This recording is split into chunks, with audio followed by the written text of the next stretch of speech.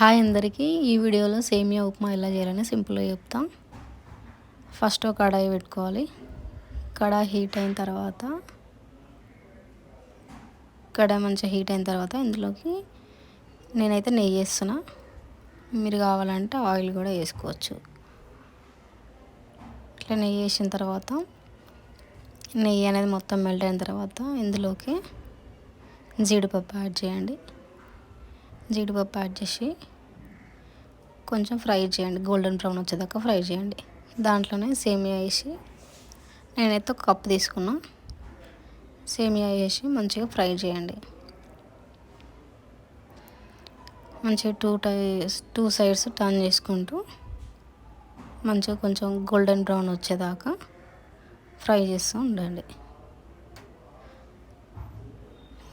ఊకే అటు ఇటు స్ప్రెడ్ చేస్తూ ఉండాలి, లేదంటే మాడిపోతుంది, టేస్ట్ అనిపించదు. కాబట్టి కొంచెం లైట్గా గోల్డెన్ బ్రౌన్ వచ్చేదాకా అటు ఇటు టర్న్ చేసుకుంటూ మంచిగా సేమియా అనేది వేపుకోవాలి.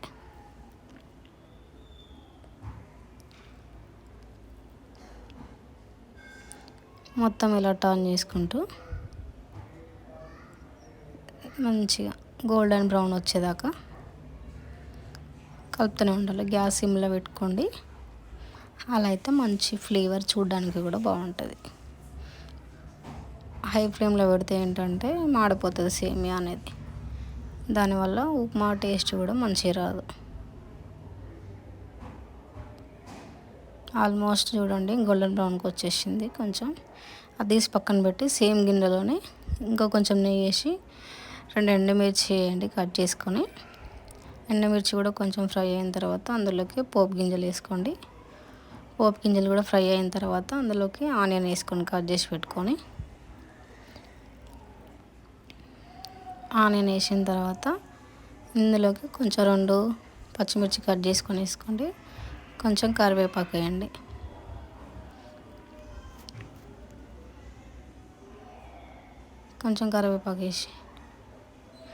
కరివేపాకు వేసిన తర్వాత మొత్తం నెయ్యి అంతా కూడా వీటికి పట్టేలాగా కొంచెం అటు ఇటు టర్న్ చేసుకుంటూ కలపాలి వాటన్నిటిని. ఇవి కూడా కొంచెం ఫ్రై అయింది అనిపించిన తర్వాత ఇందులోకి క్యారెట్ యాడ్ చేసుకోండి.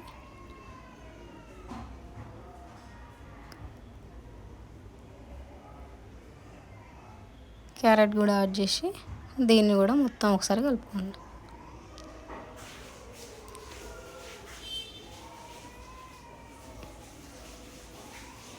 ఇలా మొత్తం మంచిగా అన్నిటినీ కొంచెం గోల్డెన్ బ్రౌన్ వచ్చి ఇదాకా కలుపుకోండి.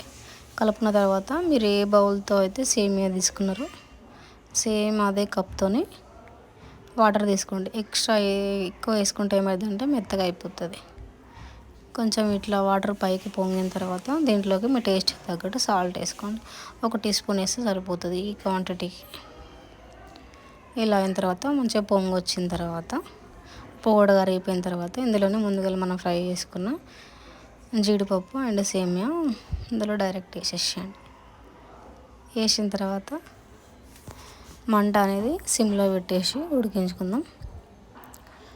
మధ్యలో ఒకసారి ఇలా తీసి ఉడికిందా లేదా అని చూడండి. ఆల్మోస్ట్ వాటర్ దగ్గర పడినాయి. తర్వాత ఒకసారి మళ్ళీ ఫ్రై చేసుకొని అటు ఇటు కలిపి మొత్తం ఒకసారి చిన్న మూత పెట్టేసి కొంచెం కవర్ చేద్దాం. మూత పెడితే ఇంకా మంచిగా ఉడుకుతుంది. చూడండి ఆల్మోస్ట్ రెడీ అయిపోయింది. ఇట్లా పొరలుగా మంచిగా బాగుంటుంది. చేయికి కూడా అంటుకోదు మంచిగా. ఇప్పుడు తీసి ప్లేట్లో సర్వ్ చేసుకొని చూద్దాం. చూడండి ఎంత బాగా వచ్చిందో. మీకు నచ్చితే ఈ స్టైల్లో మీరు కూడా ట్రై చేయండి. ఇలా సర్వ్ చేసుకొని తినడమే. ఒకవేళ నాకు వీడియో మీకు నచ్చినట్లయితే ట్రై చేసి ఎలా ఉందనేది కామెంట్ చేయండి. Thank you for watching.